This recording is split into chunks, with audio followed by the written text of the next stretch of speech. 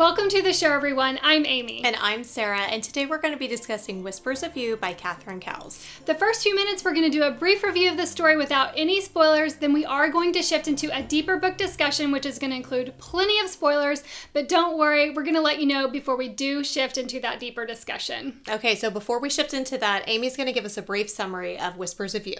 When a teenage girl named Rin is involved in a tragedy that leaves her on a road to recovery, the love of her life, a guy named Holt, feels responsible and moves away.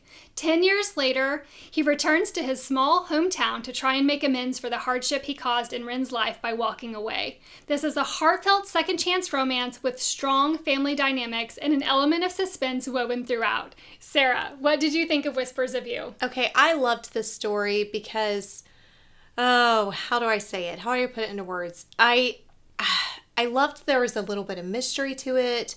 I loved the kind of second chance romance behind this. I loved these characters and what they kind of go through and the healing that takes place after some time of separation. I don't want to say too much. It was just a really interesting story. I haven't read one like this before with the scenario that they kind of face. Mm-hmm. So I really loved that mystery aspect. I love any story that's going to have a very strong family dynamics. And for me, this was like golden. I loved that it was all throughout the story. You could just the strong bond that this group of people had with one another. It was a really beautiful story. It was very moving. I enjoyed it. What did you think? So it's no secret on this podcast that we love a good second chance romance. Oh, for sure.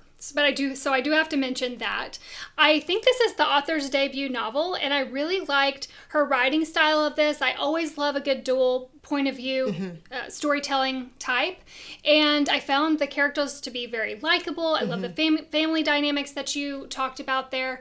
I really felt like it was a heartfelt and genuine story. I agree.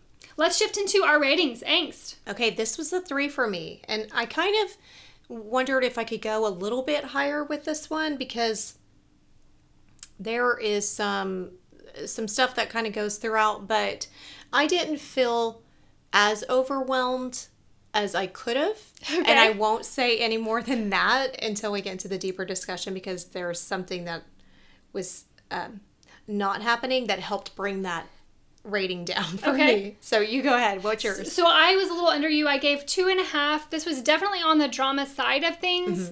And there were some character choices that definitely lent to my rating. And I will, like you, get into that more in the deeper discussion that we do. I felt like some of the scenes that were angsty were a little predictable to me, so I think that lessened the angst for me, but it didn't make me like the story any less. I still really loved the story, and I didn't mind the angst level being brought down because of that. So that's funny, because you could bring it down, and I'm like, let's bump it up a little bit. Two different perspectives. I know. All right, humor. Okay, humor. This was just a 1.25 for me. There's not a ton. I didn't feel like, but there's some moments, there's some characters that make me laugh. One character in particular, he makes me laugh frequently. Anytime he comes in, you know that there's going to be a chuckle. So I appreciated his comedic relief that he brings. And I want a story about him. So, yeah. I did 1 out of 5. There weren't any laugh out loud moments for me. There were a few. I know. There were some chuckling things sprinkled throughout, but for me, it was more angst drama driven than humor. Okay. Spiciness. Okay, spiciness was it? Oh, I kind of feel like this might be high. I gave it a 2.5. Okay, I was a little under you. Okay, then I made it too high. And there was just, there was some good moments. I want to know what you mean. I don't know. I guess the scenes, I don't know. Because I gave it 2 out of 5. I felt like there weren't a ton of scenes in there, and the ones that were there were not very descriptive. They're pretty mild. And they were sweet. So I'm shocked that you rated higher. What is wrong with me? Hold on. I'm confusing this with another story. I'm going to lower it to a 2. I think that's fair. Here, right now. It's a 2. I do that. Guys, she's known for changing her ratings. I'm always changing my rating. You never know what's going to come out. So, okay, it's a 2. Okay. That's final answer. Let's shift to tears. Moving on. Okay, tears. Oh, tears. Now, see, I feel like I should up this. It's a 1.25. Okay. Maybe I flipped my spice Maybe and my so. tears. I did 1.5. Tell me why you did 1.25. Okay, well now I want to do 1.5. No, you stick with 1. Okay. 1.25. I felt like what the main character, the female lead, endures was very heartbreaking. It was very sad. What some of the members in the community endure, very heartbreaking.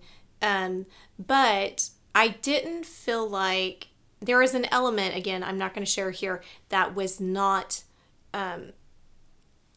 it wasn't as heightened as it could have been. So it lessened my emotions. I can't wait to hear more about that. I can't elaborate. That's so okay. like... That's a teaser. Yeah. So I did 1.5. I didn't cry in this story at all. I did feel saddened at times for some of the situations that you alluded to that the characters had to, and the community had to go through, but I didn't cry or even have the urge to cry. Wow. But yeah. It was. I'm surprised. No, you're not. I know. You shouldn't be. Overall. Okay, overall, this was a 4.25 for me. Me too. Oh, yay. See, we have it together on that. We match. Yay. It was overall, it was such a good story. I really enjoyed it. I love, love, love the family dynamic. That's really kind of what sold it for me. And I just love the love story. Mm-hmm. I love a second chance romance. And I felt like this one was... not a scenario that I had read before, and I hope that I wouldn't because it's sad, but I don't know, I really liked it. I like the suspense components to that. Too. I love it when romance authors will add that component into a story. Like you, I love the family dynamics. I love when there's a strong sibling connection, and this story has it in spades. There's lots of siblings in this story. The family dynamics are just exquisite in the story, and I'm not one to really like standalone series that follow friends or family members, but I think that the rest of these standalones that she's going to put out are going to be good, and I would definitely be interested to hear more from this author. What? Did you hear that, Catherine? You changed Amy's whole perspective. For this one story. Oh, we're going to get her. We're going to get her. She's going to start following every character, just like me. All right, that concludes the spoiler-free quick review of the story. If you would like to hear our full, deeper discussion, you can find us on any available podcast platform by searching Post-Book Depression.